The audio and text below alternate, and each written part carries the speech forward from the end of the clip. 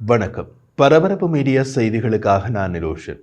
இஸ்ரேலிய உளவுத்துறை மற்றும் விமானப்படை திறன்கள் ஆகியவை காரணமாக இஸ்ரேல் மீது ஹெஸ்போல்லா திட்டமிடுவதாக கூறப்படும் பெரிய தாக்குதல் முற்றிலும் தோல்வியில் போய் முடியலாம் என்று ராணுவ நிபுணர்கள் கூறுகின்றனர். ஹெஸ்போல்லாவின் மூத்த தளபதி கொல்லப்பட்டு ஒரு மாதம் முடிய போகும் நிலையிலும் ஹெஸ்போல்லா சபதம் செய்து பெரிய அளவிலான தாக்குதலை இன்னமும் நடத்த முடியாமல் இருப்பதன் காரணமும் அதுதான் என்று கூறப்பட்டுள்ளது.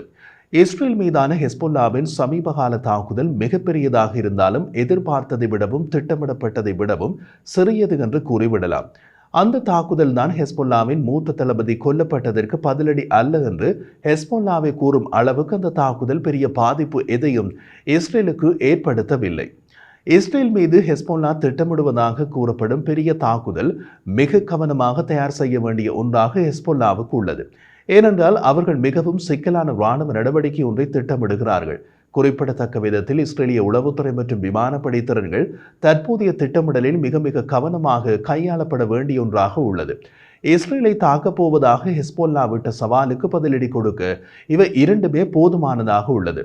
அக்டோபர் 7ஆம் தேதி காசாவிலிருந்து இஸ்ரேலுக்குள் தாக்குதல் நடத்தப்பட்ட போது இஸ்ரேலின் இராணுவ உளவுத்துறையின் திறன்கள் கணிசமான சந்தேகத்துக்கு உட்பட்டது. இருப்பினும் உளவுத்துறை நிபுணர்களின் கூற்றுப்படி இஸ்ரேலின் இராணுவ உளவுத்துறையின் திறன்கள் குறிப்பாக வடக்கே லெபனான் எல்லைக்கு வரும்போது பயனுள்ளதாக இருக்கும்.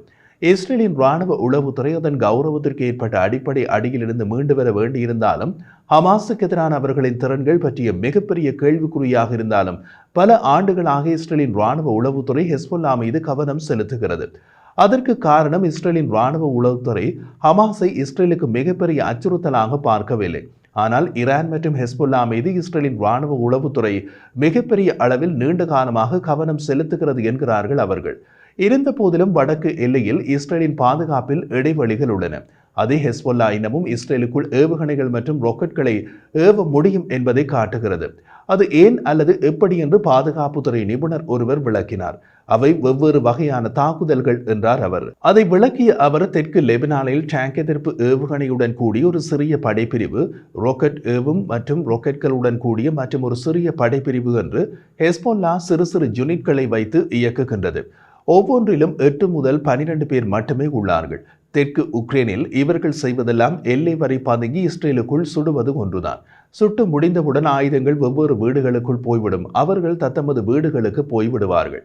இவை எல்லாமே ஹெஸ்போல்லாவின் இராணுவ தளம் ஒன்றில் வைத்து செய்யப்படுவதில்லை. எல்லாமே நடமாடும் மொபைல் தாக்குதல்கள் தான். ஆனால் ஹெஸ்போல்லா அவர்களின் திறன்களை ஒருமுகப்படுத்தி ஒரு பெரிய ஒருங்கிணைந்த தாக்குதலை தொடங்க முயல்வது முற்றிலும் வேறொரு சூழ்நிலை. கடந்த 10 மாத கால தினசரி தொடர் தாக்குதல்களில் அவர்கள் பல உளவு தகவல் குறிகாட்டிகளை வழங்கினார்கள். இது ஐடிஎஃப்ஐ, குறிப்பாக இராணுவ உளவுத்துறை இயக்குநரகத்தை விமானப்படையுடன் நெருக்கமான ஒருங்கிணைப்பினை ஏற்படுத்தி அவர்களின் தாக்குதல் மறைவிடங்களை நெருங்கிச் செல்ல வைத்துள்ளது. இஸ்ரேல் மீது லெபனானில் இருந்து ஒரு தாக்குதல் நடந்தால் தாக்குதல் எங்கிருந்து வருகிறதோ அந்த இடம் மீது உடனடியாக இஸ்ரேலிய விமானப்படை விமானங்கள் தாக்குதல் நடத்துகின்றன. ஹெஸ்போல்லாவின் தாக்குதல் குழுவினர் அவர்களுக்கு உத்தரவிடும் தளபதிகள் தனித்தனியாக குறிவைக்கப்படுகிறார்கள். பெரிய ஹெஸ்போல்லா தாக்குதலை தடுப்பதில் ஐடிஎஃப்பின் வெற்றி காசாவுடனான பணிய கைதிகள் சூழ்நிலையில் இருந்து முற்றிலும் மாறுபட்டு உள்ளது. காசாவில் ஐடிஎஃப் ஒரு தாக்குதலை நடத்தும் போது தாக்குதல் இலக்கில் பணிய கைதிகள் இல்லை என்பதை முதலில் உறுதி செய்ய வேண்டி இருக்கும். அது மிகவும் சிக்கலான மற்றும் குழப்பமான நடவடிக்கை. லெபனானுக்குள் இஸ்ரேலின் பணிய கைதிகள் யாரும் கிடையாது. அதனால் லெபனானின் எந்த பகுதியிலும் தாக்குதல் சுலபமாகிறது. ஹெஸ்போல்லாவின் இலக்கு என்ற சந்தேகம் உள்ளதா, உடனடியாக தாக்கிவிடுகின்றன ஐடிஎஃப்பின் விமானங்கள். இது ஹெஸ்போல்லாவுக்கு மிக கவனமாக திட்டமிட வேண்டிய அவசியத்தை ஏற்படுத்துகிறது. அதனால் தான் ஹெஸ்போல்லா ஒரு எல்லைக்கு மேல் போகாமல் மிக ஜாக்கிரதையாக தாக்குதல் நடத்துகிறது. காசாவில் ஹமாஸுக்கு கை கொடுக்கவும் போகாமல் தவிர்க்கிறது. உளவுத்துறை வட்டாரங்களில் கூறப்படும் ஒரு விஷயம் என்னவென்றால், ஹமாஸ் தலைவர் யாஹ்யா சின்வார் எண்ணிக்கொண்டிருந்த ஒரு விஷயம் மோதலின் தொடர்ச்சி ஈரானை கொண்டு வரும் மற்றும் ஹெஸ்போல்லாவை உள்ளே கொண்டு வரும் என்பதுதான். ஆகஸ்ட் 25ஆம் தேதி வடக்கு இஸ்ரேலில் ஹெஸ்போல்லா நடத்திய தாக்குதல்களில் இருந்து என்ன நடந்தது என்பது ஹமாஸ் தலைவர் யாஹ்யா சின்வருக்கு 2 அம்சங்களை புரிய வைத்திருக்கும். ஹெஸ்போல்லா மற்றும் ஈரான் ஹமாஸுக்கு தார்மீக ஆதரவு வேண்டுமானால் கொடுப்பார்கள். ஹமாஸுக்கு கை கொடுப்பதற்காக இஸ்ரேலுக்குள் ஒரு முழுமையான போரை தொடங்க அவர்கள் தயாராக இல்லை என்பது ஒரு விஷயம். இரண்டாவது விஷயம், இஸ்ரேலுக்கு அதன் வடக்கிலும் தெற்கிலும் ஒரே நேரத்தில் போர் புரியும் திறன் உள்ளது. இந்த அம்சங்கள் காசா மோதலின் தொடர்ச்சிக்கான சின்பாரின் உற்சாகத்தை குறைக்கலாம். இஸ்ரேல் மீதான சமீபகால தாக்குதல்களுக்கு பின்னர் ஹெஸ்போல்லாவின் பொதுச் செயலாளர் ஹசன் நஸ்ரல்லா இஸ்ரேலை தாக்கியதில் ஹெஸ்போல்லாவின் வெற்றிகள் என்று சிலவற்றை பட்டியலிட்டார். அதில் பிரதானமாக இருந்தது இஸ்ரேலின் வடக்கு எல்லை நகரங்களில் இருந்தவர்களை நீண்ட காலமாக அவர்களது இருப்பிடங்களில் இருந்து வெளியேற்றியது என்பதுதான். ஹெஸ்போல்லாவின் மூத்த தளபதி ஃபுவாட் ஷுக்ரை கொண்டதற்கு பழிவாங்கும் பதிலடி என்பதை அந்த பட்டியலில் நஸ்ரல்லா சேர்க்கவில்லை. இஸ்ரேலுடனான தற்போதைய சுற்றுப்போரை முடிவுக்கு கொண்டுவர முயற்சிப்பதே நஸ்ரல்லாவின் நோக்கம் என்று இஸ்ரேலிய அதிகாரிகள் கூறுகிறார்கள். ஹெஸ்போல்லா பொதுச் செயலாளரின் வார்த்தைகள் போரை மேலும் அதிகரிக்காமல் இருக்க மற்றும் முடிவுக்கு கொண்டு வருவதற்கு ஒரு சாக்கு போக்கு என்கிறார்கள் அவர்கள். அதாவது இஸ்ரேலின் வடக்கு எல்லை நகரங்களில் இருந்தவர்களை நீண்ட காலமாக அவர்களது இருப்பிடங்களில் இருந்து வெளியேற்றியதன் மூலம் வெற்றியடைந்து விட்டோம், மேதிய பின்னர் பார்த்துக் கொள்வோம் என்று தொடரும் போட நினைக்கிறார். லெபனான் மக்கள் மேலும் எந்த ஒரு தீவிரமான போரையும் தமது நாட்டுக்குள் தொடங்குவதை எதிர்க்கிறார்கள் என்பதை நஸ்ரல்லா அறிவார்.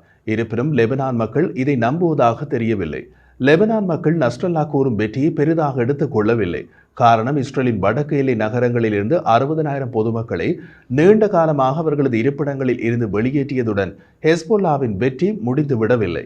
லெபனானின் 75,000 தெற்கு எல்லை நகரங்களில் இருந்ததை விட 75,000 பொதுமக்களையும் நீண்ட காலமாக அவர்களது இருப்பிடங்களில் இருந்து வெளியேற்றிவிட்டது. ஹெஸ்போல்லாவின் மூத்த தளபதி ஃபுவாட் ஷுக்ரை கொன்றதற்கு பழிவாங்கும் பதிலடியை முதலாம் பாகத்தில் சேர்க்காமல் பாகம் 2 வெளியிடும் போது சேர்த்துக்கொள்ள நஸ்ரல்லா திட்டமிடலாம் என்றும் கூறுகிறார்கள்.